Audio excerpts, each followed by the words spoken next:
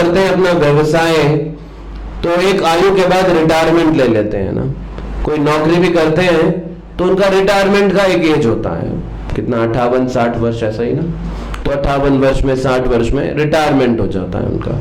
कोई काम भी करते हैं, कोई प्रोफेशनल लाइफ, कोई सेल्फ एम्प्लॉयड भी होते हैं, तो कुछ आयु के बाद रिटायर्ड हो जाते हैं कि बस अभी बहुत काम कर लिया शरीर से, अभी नहीं करेंगे ज्यादा काम।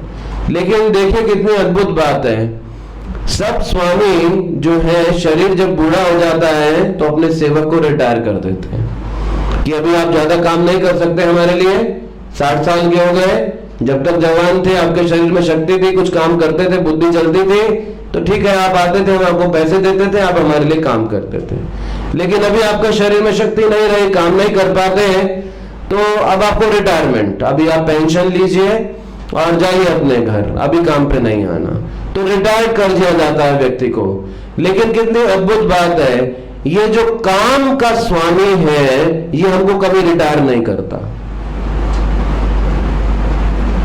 आप हर कार्य से रिटायर्ड हो जाओगे एक दिन, लेकिन काम की भावना आपको कभी रिटायर्ड नहीं करेगी। ये लस्ट एक ऐसा मास्टर है जो आपको हमेशा अपना सेवक बना के रखेगा। शरीर त्याग रहे होंगे, आखिरी सांस भी ले रहे होंगे, तब भी ये काम आपको रिटायर्ड नहीं होने देगा। ये आपको हमेशा अपनी सेवा में लगाकर रखेगा। तो देखिए कैसे स्वामी की सेवा में लगे हैं, जो हमारे भले के लिए नहीं है, अपने लिए ही हमको अपनी सेवा में लगा के रखा है। तो बुद्धिमान व्यक्ति समझ जाता है, अरे अरे मुझको इस काम ने उल्लू बनाया है, मैं अब इस काम की सेवा नहीं करूंगा। इस क्रोध ने मुझको उल्लू बनाया, मैं इस क्रोध की सेवा नहीं करूंगा। ये मेरे को भला नहीं चाहते, ये अपने लिए ही चाहते हैं कुछ मुझसे। तो इसीलिए शास्त्रों के ज्ञान की आवश्यकता क्यों है, हम सच्चाई, सत्य असत्य की पहचान कर सकें, अपने जीवन में देख सकें कि हमको क्या करना है और क्या नहीं करना है। इन अनमोल श्वासों को ऐसे ही व्यर्थ नहीं कर देना। ये अनमोल श्वास हमको मिले हैं परम सत्य का साक्षात्कार करने के लिए। अगर इन अनमोल श्वासों को हम काम जैसे निकृष्ट स्वामी की सेवा में लगाएंगे तो क्या प्राप्त करके जाएंगे। ये क्षणिक आनंद है, क्षण भर का आनंद, लेकिन बड़ा लंबा उसका पछतावा और प्रभाव है। तो हम क्षण भर के सुख के लिए इस काम के वश में आ जाते हैं और जीवन भर इस काम की सेवा करते रह जाते हैं। तो अगर कोई बुद्धिमान व्यक्ति इस काम की उत्तेजना को सहन कर ले और कोई बुद्धिमान व्यक्ति इस काम की उत्तेजना की उपेक्षा कर दे, तो वो अपना पूरा जीवन सुरक्षित कर सकता है। देखिए कितनी छोटी सी चीज है ये काम, जिसने हम सबको बांध के रखा। अगर बस इसकी मात्र उपेक्षा करना, अवहेलना करना, इसको सहन करना सीख ले कोई, तो कितने बड़े खतरे से कोई बच सकता है। तो कितना बड़ा खतरा हमारे जीवन का ये काम हम सबके साथ घूमता है, और हम उससे कैसे बचे, ये हमको श्रीमद् भागवतम, गीता, चैतन्य चरितामृत जैसे अनमोल दिव्य जो वाक्य हैं वो सिखा देते हैं। तो अगर हम इन शास्त्रों को पढ़े नहीं, सुने नहीं, समझे नहीं, तो निश्चित रूप से हम काम की सेवा कर रहे हैं, जन्म जन्मांतरों तक करते रहेंगे। ये काम हमको कभी रिटायरमेंट नहीं देने वाला। जैसे ही शरीर छोड़ेंगे अगले बार पकड़ लेगा, आ गया तू, कहाँ चला गया था, इतने दिन गैप था, जरा छुट्टी पे, अभी तेरे पैसे कटेंगे, अभी तेरे को ज्यादा मेरी सेवा करनी पड़ेगी। ये फिर काम पकड़ लेता है आके, जन्म लेते ही ये काम की भावना फिर से आ जाती है। तो इसीलिए ये जीव का नित्य वैरी है। तो अब कश्यप मुनि तो दीदी को ये बात समझा रहे हैं कि ये संध्या का समय काम की तुष्टि के लिए नहीं बना। ऐसे समय में जो सहवास किया जाएगा और जो जीव शरीर में प्रवेश करेगा गर्भ में, और ऐसा जो जन्म लेगा बालक, वो बड़ा अत्याचार और अनेक प्रकार की आसुरिक प्रवृत्तियों वाला होगा। तो हम क्या समाज में योगदान देके जाएंगे। लेकिन दीति कश्यप मुनि की एक बात नहीं सुनती।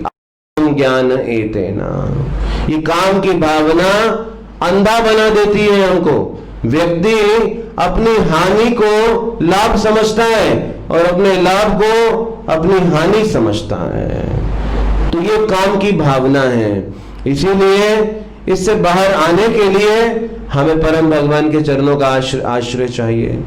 तो जब दीति ने ऐसे समय में कश्यप मुनि का संग किया, तो समय के अनुरूप वो जय विजय जो कि बैकुंठ से शाप ग्रहण करके गिर रहे थे, उनको प्रवेश मिला दीति के गर्भ में। तो दीति के गर्भ में उनको प्रवेश दिया गया, और जिस समय वो जय विजय ने दीति के गर्भ का आश्रय लिया, उसी समय चारों दिशाओं में अंधकार छा गया।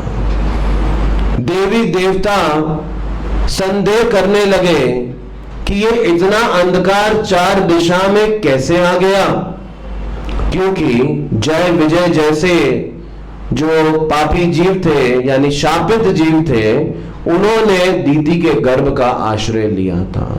और ये जय विजय अब जन्म लेने जा रहे थे दीति के गर्भ से हिरण्यकशिपु और हिरण्याक्ष बनके। बड़े शक्तिशाली असुर थे। चारों दिशाओं में इन्होंने अपनी शक्ति से विजय प्राप्त कर ली थी। जब ये चलते थे तो पृथ्वी हिलती थी, जब ये खड़े हो जाते थे तो सूर्य की किरणें रुक जाती थी, उनको रास्ता नहीं प्राप्त होता था। ऐसी शक्ति थी हिरण्यकशिपु और हिरण्याक्ष की। इनको देखने मात्र से देवी देवता बड़ी चिंता में आ गए थे।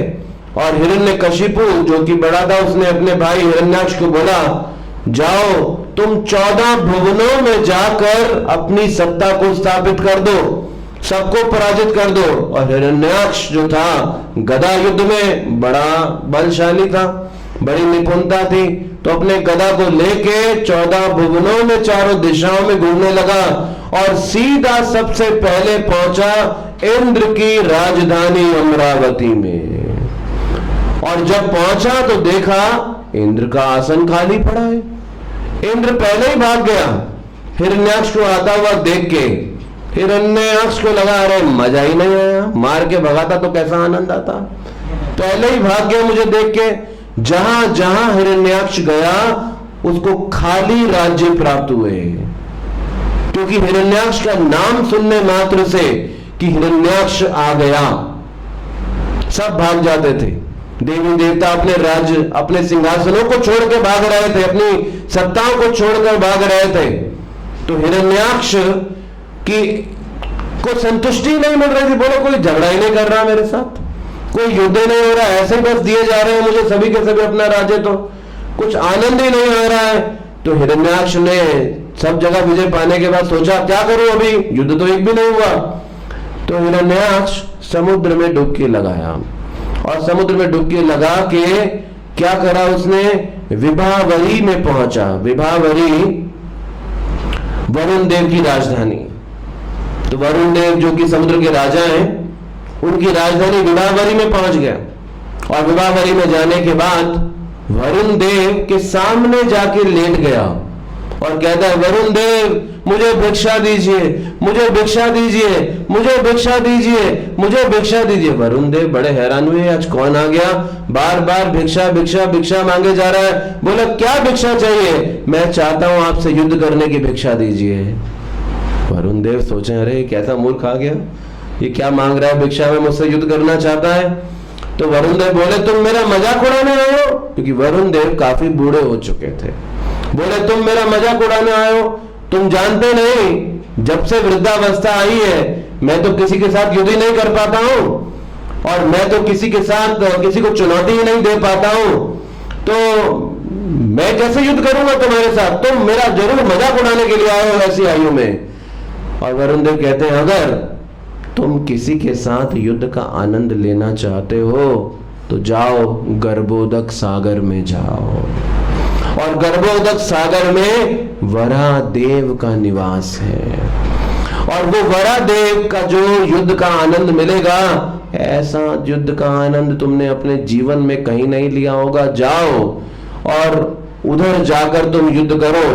वो वरादेव ऐसे बलशाली हैं, तुमको ऐसा मारेंगे कि उल्लू गिद्ध और कुत्ते तुम्हारे शरीर को खाएंगे। जाओ जाकर उनसे युद्ध करो, देखो कैसा वो आनंद देते हैं तुमको युद्ध में। हिरण्याक्ष को लगा अच्छा मिल गया टक्कर का एक। चलो गर्भोदक सागर चला जाए। और जब गर्भोदक सागर हिरण्याक्ष पहुंचे तो देखा वरादेव गर्भोदक सागर से अपने सिंह के ऊपर पृथ्वी को उठाकर ला रहे थे, जिसको रसातल में दबाया गया था वो उठाकर बाहर ला रहे थे। हिरण्याक्ष ने जैसे ही देखा वरा को, देखते ही गाली देने लगा। पहचान गया जरूर ये विष्णु सुवर के रूप में आ गया, आज ये है ही सुवर की तरह, अब इसको मारने में बड़ा आनंद आएगा मुझे। और कई प्रकार से उनको गाली देने लगा। अभी वरा को भगवान को हिरण्याक्ष खूब गाली दे रहे थे, लेकिन आचार्य इतने निपुण हैं, हिरण्याक्ष की एक एक गाली को उन्होंने भगवान के गुणगान में बदल के टीका दी है बहुत सुंदर तरीके से। तो हिरण्याक्ष कहता है वरादेव को, तू अज्ञ है। अज्ञ का मतलब होता है मूर्ख। तो श्रीधर स्वामी कहते हैं अज्ञ का दूसरा अर्थ है जो ज्ञान का ज्ञाता है। तो ज्ञान का ज्ञाता है, तो ये हिरण्याक्ष अप्रत्यक्ष स्तुति कर रहा है। फिर हिरण्याक्ष कहता है तो सुराधम है। सुराधम मतलब देवताओं में सबसे नीचे वाला, अधम, सुरों में अधम। श्रीधर महाराज कहते हैं लेकिन वरादेव क्योंकि भगवान है और उनके सामने जितने भी देवता लोग हैं वो सबसे छोटे हैं, अधम है। तो इस दृष्टि से अगर देखेंगे तो सुराधम हो गए, क्योंकि सभी देवता उनके सामने छोटे हैं, सभी सुर अधम हैं, तो इस दृष्टि से सुराधम हो गया। फिर हिरण्याक्ष कहता है ना स्वस्ति आयनम, कि तुम्हारी वजह से जो पृथ्वी है वो बुरी परिस्थिति में पहुंची है, क्योंकि तुम संभाल नहीं पा रहे उस पृथ्वी के कार्य को। तो श्रीधर महाराज कहते हैं कि हिरण्याक्ष क्या कह रहे थे कि अगर तुम ना संभालो तो पृथ्वी की बुरी परिस्थिति हो जाएगी। तो आचार्य की आंख की जो जीवा है उसमें सरस्वती का विराजमान रहती है, और वो भगवान को दिए गए दोष को भी उनके गुणगान के रूप में बड़े सुंदर तरीके से प्रस्तुत करते हैं। तो यहाँ पे बड़ी सुंदर बात सुखदेव गोस्वामी कहते हैं, जब वरादेव ने अपनी निंदा सुनी तो वरादेव को बुरा लगा। देखिए भगवान को भी बुरा लगता है, तो फिर हम जैसे लोगों को क्यों नहीं लगेगा?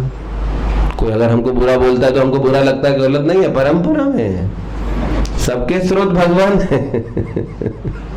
वरादेव को भी बुरा लगा, और वरादेव ही नहीं, जिस समय दुर्योधन ने विदुर जी को भला बुरा बोल के राज्य से धक्के मार के बाहर निकाला ना, उस समय विदुर जी को भी बुरा लगा। लेकिन जब इन महान भक्तों को कुछ बुरा बोला जाए तो चाहे उनको बुरा लगे, लेकिन अगले ही क्षण वो अपने फिर से कर्तव्य में लग जाते हैं।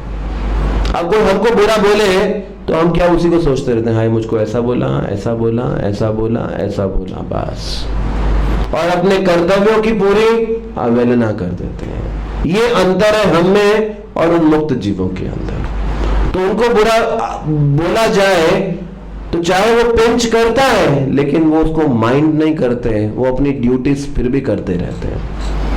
हम अपने कर्तव्य ही रोक देते हैं, जब तक वो मैं अपनी स्टेटमेंट नहीं बदलेगा मैं करूंगा नहीं। जैसे कर्ण था, अब कर्ण को भीष्म देव जी ने क्या कह दिया, ये तो अर्धरथी है, ये तो अर्धरथी है, मतलब ऐसा सैनिक जो एक सैनिक के साथ भी युद्ध नहीं कर सकता, ऐसा सैनिक है, ये तो निकम्मा एकदम सैनिक है। तो कर्ण को इतनी बात बुरी लगी, उसने बोला जब तक भीमसेन जिंदा है युद्ध के मैदान में मैं युद्ध करने उतरूंगा ही नहीं, मैं युद्ध करने आऊंगा ही नहीं। तो कर्ण तब तक लड़ने नहीं आया जब तक भीमसेन जी भीष्म देव जी बाणों की शैया पर लेट नहीं गए। भगवान कृष्ण ने कसर नहीं छोड़ी, पहले ही पहुंच गए, देख कर्ण तू तो योद्धा है, क्षत्रिय है, खाली क्यों बैठा है, जब तक भीष्म देव जिंदा है तब तक मत आ, तब तक हमारी तरफ से लड़ ले, बाद में उधर चला जाइए। कृष्ण बड़े प्रैक्टिकल हैं, हमेशा बड़ी व्यवहारिक परामर्श देते हैं, लेकिन कर्ण नहीं माना। और कर्ण देखिए एक बात बोली गई, इतना बुरा लगा उसको, अपना कर्तव्य छोड़ दिया, युद्ध नहीं करा उसने जब तक भीष्मदेव जीवित रहे। दूसरी तरफ विदुर जी लगा बुरा, लेकिन तुरंत चले गए तीर्थ पे। वरादेव लगा बुरा, लेकिन फिर तुरंत हिरण्याक्ष से लड़ने लगे। तो भगवान वरादेव को सुखदेव गोस्वामी जी कहते हैं, जब हिरण्याक्ष इतनी निंदा कर रहा था, उन्होंने माइंड किया कि कितना मुझको ऐसा बुरा बोल रहा है। तो आचार्य कहते हैं क्यों उनको बुरा लगा, एक और उनकी टीका देते हैं, कहते हैं क्योंकि हिरण्याक्ष भगवान के अंशों की निंदा कर रहा था, भगवान की विभूतियों की निंदा कर रहा था। तो भगवान की विभूतियां भगवान के अंश हैं। तो जब भगवान की विभूतियों की निंदा की जाए, भगवान के अंशों की निंदा की जाए, तो भगवान इस बात को सहन नहीं करते कि उनके अंश की कोई निंदा करे, उनके अंश में कोई दोष ढूंढे, क्रिटिसिज्म करे, तो इस बात को भगवान सहन नहीं करते। तो वरादेव हिरण्याक्ष की चुनौती को स्वीकार नहीं करते, पहले पृथ्वी को अपनी स्थिति में स्थित करके फिर वापस आते हैं। तो वरादेव जी सिखाते हैं कि सेवा करते समय सेवा पे ध्यान लगाना चाहिए। ऐसा नहीं कि फोन आ गया, उसने ये बोला, इसने ये बोला, इसने ऐसा कहा, उसने वैसा किया, सेवा गई रास्ते में, हम उनके साथ चल पड़े। तो वरादेव जी सेवा कर रहे थे, पृथ्वी को निकाल के लाए गर्भोदक से और स्थित करने जा रहे थे उनकी स्थिति में। जब तक वो नहीं कर लिया, वरादेव ने हिरण्याक्ष के साथ युद्ध नहीं किया। हमारे लिए शिक्षा कि सेवा करते समय सेवा के ऊपर ध्यान केंद्रित करना चाहिए और उसको प्राथमिकता देनी चाहिए। अब हिरण्याक्ष जो था गदा के युद्ध में बड़ा प्रभावशाली था और वरादेव और हिरण्याक्ष के बीच में गदा का युद्ध आरंभ हो गया। तो वरादेव ने पहला गदा चलाया हिरण्याक्ष को मारने के लिए। जब गदा चलाया, तो क्योंकि हिरण्याक्ष बड़ा निपुण था गदा युद्ध में, उसने अपने आप को बचा लिया। फिर हिरण्याक्ष ने गदा चलाया तो वरादेव ने अपने आप को बचा लिया और दोनों में लंबे समय तक गदा युद्ध होने लगा और दोनों के एक दूसरे के शरीर पे गदा के प्रहार से दोनों के शरीर से खून बह रहा था। तो वरादेव के देह से भी खून बह रहा था और हिरण्याक्ष से भी। ये देख के देवी देवता घबरा गए। तो आप देखेंगे जब भी भगवान और किसी असुर के बीच में युद्ध होता है, देवी देवता आकाश मार्ग पे आके देखते हैं उस युद्ध को, जैसा स्टेडियम में जाके आप मैच देखते हैं वैसा कि मैच चल रहा है दोनों के बीच में। क्योंकि देवी देवता चिंतित रहते हैं उनके फ्यूचर का क्या होगा अगर भगवान हार गए तो। उनकी सारी एंजॉयमेंट रुक जाएगी। अगर भगवान पराजित हो गए तो देवी देवता बड़े इनसिक्योर रहते हैं, बड़े असुरक्षित रहते हैं अपनी फ्यूचर भविष्य को लेके। तो देवी देवता सभी लोग खड़े हैं। ब्रह्मा जी तो युद्ध की भूमि पे पहुंच गए, बोले भगवान ये क्या लीला कर रहे हैं आप, आपकी तो लीला चल रही है, हमारा ब्लड प्रेशर बढ़ गया है, कब खत्म करोगे आप इस हिरण्याक्ष को। देवी देवता देखो सारे ऊपर बैठे, पसीना टपक रहा है उनका, वो तो इतनी चिंता में आ गए ये हिरण्याक्ष कभी मरेगा भी या नहीं मरेगा। तो ऐसा घमासान युद्ध चल रहा था। जिस समय भगवान अपने कभी प्रतिद्वंदी से लड़ते हैं तो ऐसा मैच देखने सभी लोग जाते थे। ऐसा मैच कोई मिस नहीं करता था क्योंकि बहुत घमासान रहता था। जब हिरण्यकशिपु और नरसिंह देव जी के बीच में भी जब युद्ध हुआ तो सभी देवता तब उस समय भी देख रहे थे इस बात को और बड़े डरे हुए थे, कहीं हिरण्यकशिपु और नरसिंह को मार दे तो हमारा क्या चलेगा। तो उसी प्रकार से तो ब्रह्मा जी कहते हैं भगवान ये अभिजीत मुहूर्त चल रहा है, शुभ होता है, इसके बाद दानवों की शक्ति बढ़ जाती है, आप अभी मार दो। वरादेव सुन के हंसने लगे, ब्रह्मा जी की बात को सुन के हंसने लगे हैं, बोले वो कहते हैं मैंने सोचा था मेरे भक्त चिंता में है कि ये क्या चल रहा है, तो कोई बात नहीं उनकी चिंता को भी रखो उधर, मेरे को लगा युद्ध लड़ने के बीच में आके जरा डिस्टर्ब मत करो तुम। ब्रह्मा जी को बोले तुम जरा साइड में खड़े हो जाओ।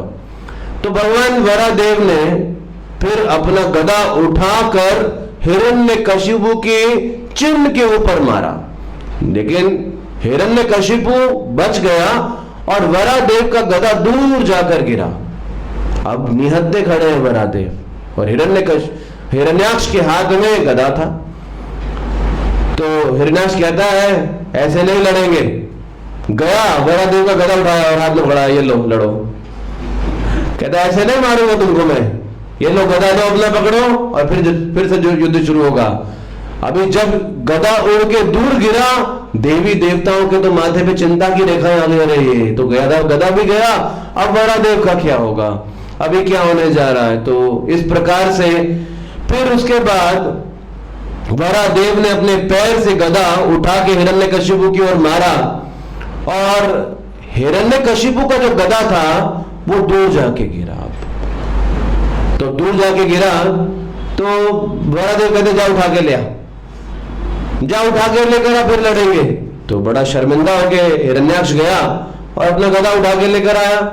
फिर दोनों ने लगाया तो फिर से हिरण्याक्ष का गदा उड़ के गया दूर। तो अभी तो हिरण्याक्ष उठाने ही नहीं जा रहा। वरादेव बोले जा उठा के ला, बोले मैं नहीं जाता। तो हिरण्याक्ष तो मैं नहीं उठा के लाऊंगा। अभी उसने अपना धनुष निकाल लिया और धनुष से वर्षा करने जा रहा था। वरादेव ने सुदर्शन चलाया और सुदर्शन चला के वो जो धनुष था उसको एकदम खंडित कर दिया। तो ये जो भगवान का सुदर्शन चक्र है, एक बार अश्वत्थामा भी मांगने आया था। तो अश्वत्थामा कृष्ण के पास आके बोला, भगवान एक चीज चाहता हूं मैं आपसे। भगवान ने बोला क्या चाहते हो? बोला अपना सुदर्शन दे दो। तो भगवान कृष्ण का ठीक है ले लो, सुदर्शन दिया। जब अश्वत्थामा ने सुदर्शन पकड़ा, उसे संभला ही नहीं, उसको लगा मेरी गर्दन कट जाएगी इससे। तो वापिस बोला आप ही संभालो, मुझको नहीं चाहिए, वापिस दे दिया। तो कृष्ण बोलते करना क्या था इसका, क्यों मांगने आया था? बोला आपको मारना था। देखिए ये असुर भगवान की शक्ति लेके भगवान को ही खत्म कर देना चाहते हैं, इन्हें असुर कहा जाता है। तो आजकल भी जो नास्तिक लोग हैं लिखते हैं बड़ी बड़ी किताबें, देयर इज नो गॉड, कोई भगवान नहीं है। किससे? भगवान से बुद्धि लेके भगवान को अपने पेन से मार देते हैं, किताब में लिखते हैं भगवान का एग्जिस्टेंस ही नहीं है। हाँ, तो ये असुर लोग हैं, भगवान की शक्ति लेके भगवान को खत्म करना चाहते हैं। तो हिरण्याक्ष ने देखा कि अरे ये तो वरादेव बड़े विशेष शक्ति वाले हैं, मेरी कुछ चल नहीं रही है। तो अब उसने अपनी मायावी शक्ति लगा दी और क्या किया, हिरण्याक्ष एकदम अदृश्य हो गया वहां से। और अदृश्य तो हो गया, आकाश से पस, खून और मल और मूत्र गिरने लगे। और वरादेव ने देखा अरे ये क्या हो रहा है। अभी देवी देवता और हैरान हो गए। और उसके बाद बहुत सारी राक्षसियां आ गई और उन्होंने एक एक खोपड़ियां पकड़ी हुई थी ऐसे, और वो जोर जोर से हंस रही थी वरादेव को देखकर। तो अब ये सब देखकर देवी देवता सोचने लगे अभी वरादेव क्या करेंगे। तो फिर वरादेव ने अपना सुदर्शन निकाला, एक ही शॉट में सारी माया शक्ति खत्म कर दी, सब कुछ वही खत्म। अब वरादेव ने अपना जो गदा था फेंका, बोले बहुत हो गया एंटरटेनमेंट। गए और हिरण्याक्ष के कान में ऐसे लेकिन ऐसे मारा, मर गया। वही मर गया, बस ऐसा करके ऐसा किया, जा ऐसा करके बोला, ऐसा करके जा, बोले खत्म हो गया, रोल खत्म तेरा, चल जा। बहुत आनंद ले लिया मैंने युद्ध का भी, और नहीं चाहिए मुझको, चल तू जा। तो ऐसा करके मारा बस, और वो मर गया वहीं पे, हिरण्याक्ष खत्म ही हो गया। तो ये भगवान की शक्ति है।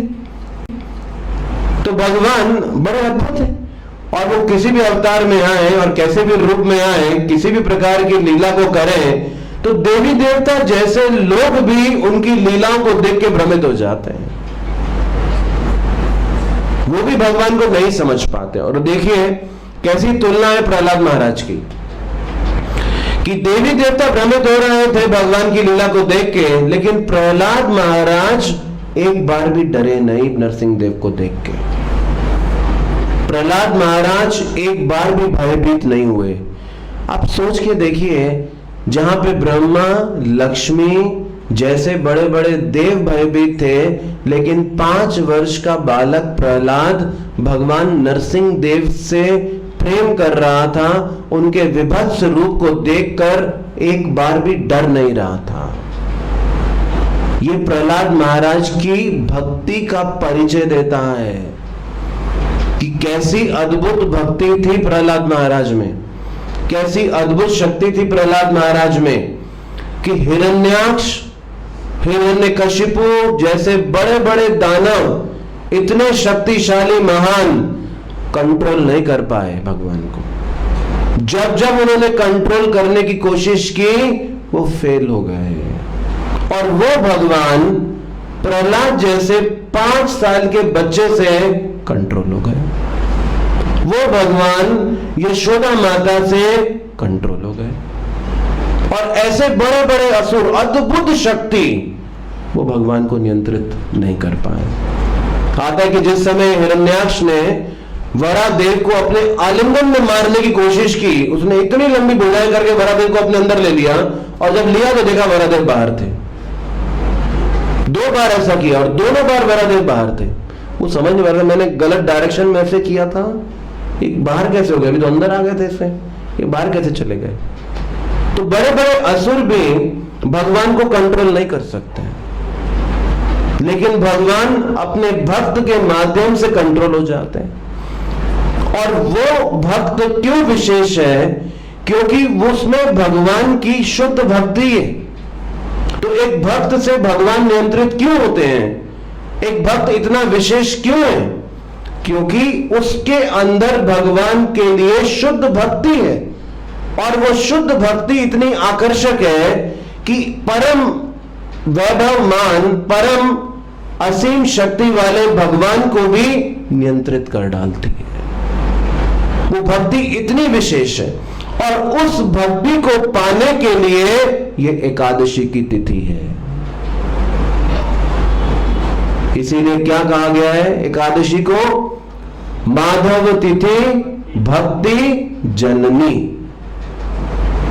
ये माधव की तिथि है और इस तिथि में भक्ति का उदय होता है। उस भक्ति को प्राप्त करने के लिए ये एकादशी की तिथि है। तो ये जो तपस्या है निर्जल की, ये निर्जल की तपस्या से हम कृष्ण को प्रसन्न नहीं कर पा सकते, लेकिन इस निर्जल को करके जो समय हम कृष्ण की सेवा के लिए लगाएंगे, कृष्ण के गुणगान को सुनने में लगाएंगे, कृष्ण के नाम के उच्चारण में लगाएंगे, कृष्ण की सेवा में लगाएंगे, उस सेवा से कृष्ण प्रसन्न होंगे। यह नहीं कि हमारे जल नहीं पीने से कृष्ण प्रसन्न होने जा रहे हैं। ये जल का पीना या नहीं पीना कृष्ण को प्रसन्न करने या नहीं करने से कोई संबंध नहीं रखता, लेकिन ये आवश्यक क्यों है? क्योंकि ये शरीर तमोगुण का बना है और इस तमोगुण को हम बढ़ाते हैं आहार, निद्रा, भय, मैथुन के कार्यों से। तो एक दिन इन कार्यों से उपवास, कि आज आहार नहीं और साथ में निद्रा भी नहीं, है ना?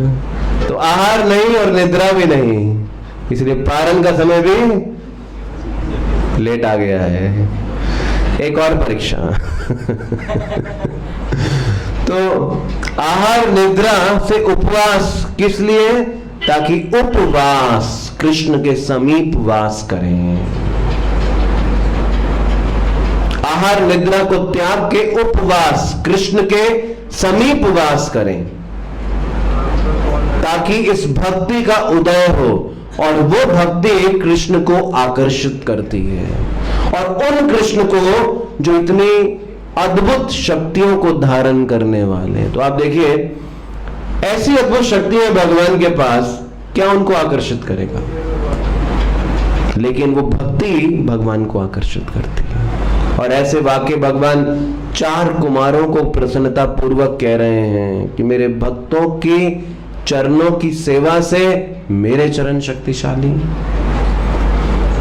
तो वो भक्ति विशेष है, और उस भक्ति को पाने के लिए भक्ति विनोद ठाकुर जी कहते हैं कि यह है अनुकूल दिवस भक्ति के लिए। तो भक्ति के अनुकूल दिवस में अगर आप भक्ति का कार्य करेंगे तो वो कई गुना अधिक हमको लाभ देगा। और भक्ति के अनुकूल दिवस में अगर हम सांसारिक कार्यों में अपना दिन व्यतीत करेंगे तो एक अवसर आया हमारे पास और हमने क्या किया? उस अवसर को खो दिया, उस अवसर को खो दिया। तो इसीलिए ऐसे विशेष दिवस पे निश्चित रूप से हमको भगवान का महात्म्य सुनना चाहिए, गुणगान सुनना चाहिए, और उनका गुणगान भर भर के करना चाहिए, ताकि इस हृदय के अनर्थों को हम समूल विनाश कर सकें और भगवान के प्रति अपनी शरणागति को बढ़ा सकें। हरे कृष्णा हरे कृष्णा कृष्णा कृष्णा हरे हरे हरे राम राम राम हरे हरे। श्रीमद् भागवतम पुराण की, श्री श्री गौर निताय भगवान की, श्री गिरि गोवर्धन की, निताय गौर प्रेमानंदे। हरे कृष्णा।